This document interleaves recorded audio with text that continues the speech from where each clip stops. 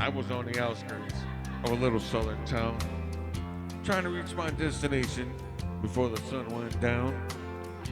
The old CB was blaring away on channel 19, and there came a little boy's voice on the radio line.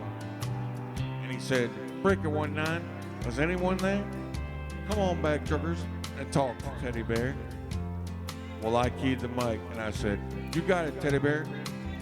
And that little boy's voice came back on the air. "I appreciate the break. Who we got on that end?" I told him my handle, and then he began. "Now, I'm not supposed to bother you fellas out there. Mom says you're busy and for me to stay off the air. But you see, I get lonely and it helps to talk. Because that's about all I can do. I'm crippled and I can't walk." I came back and told him, fire up that mic, and I talked to him as long as he'd like.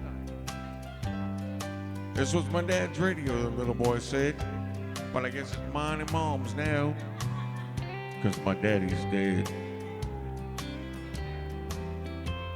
Dad had a wreck about a month ago. He was trying to get home in the blinding snow. Mom has to work now to make ends meet, and I'm not much help with my two crippled feet.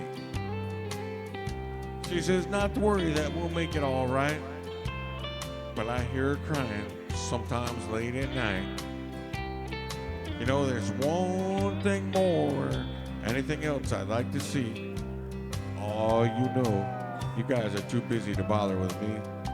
But you see, my dad used to take me for rides when he was home. But I guess it's all over now, because my daddy's gone.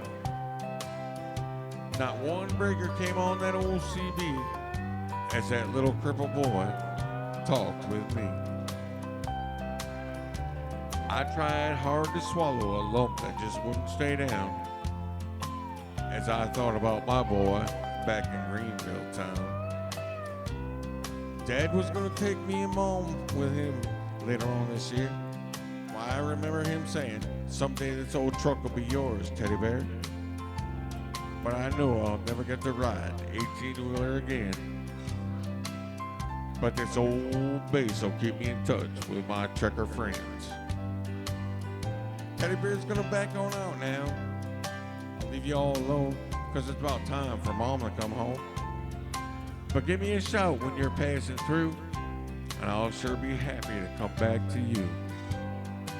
Well, I came back and said, "Before you go, 1010, what's your home 20, little CB friend?" Well, he gave me his address, and I didn't once hesitate, because this hot load of freight just gonna have to wait. I turned that truck around on a dime and headed straight for Jackson Street, 229. As I rounded the corner, oh, I got one heck of a shock. 18-wheelers were lined up for 3 city blocks. Well, I guess every driver for miles around had caught Teddy Bear's call, and that little crippled boy was having a ball. For as fast as one driver would carry him in, another would carry him to his truck and take off again.